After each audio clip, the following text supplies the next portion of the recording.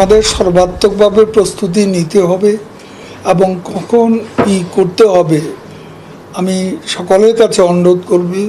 প্রধানমন্ত্রী শেখ হাসিনার প্রতি বিশ্বাস রাখুন, সরকারের প্রতি আস্থা রাখুন।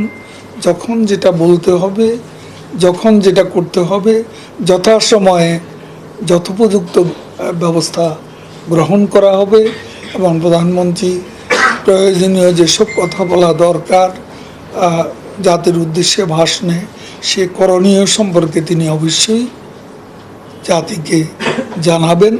তথ্য গোপন করে তো আমি যুদ্ধে জেতার আগে হেরে যাচ্ছি, তথ্য কেন গোপন করব? সরকার আর কিছু কিছু কৌশলগত বিষয় আছে, এই কৌশলগত বিষয়টা চায়নাকে অবলম্বন করতে হয়েছে।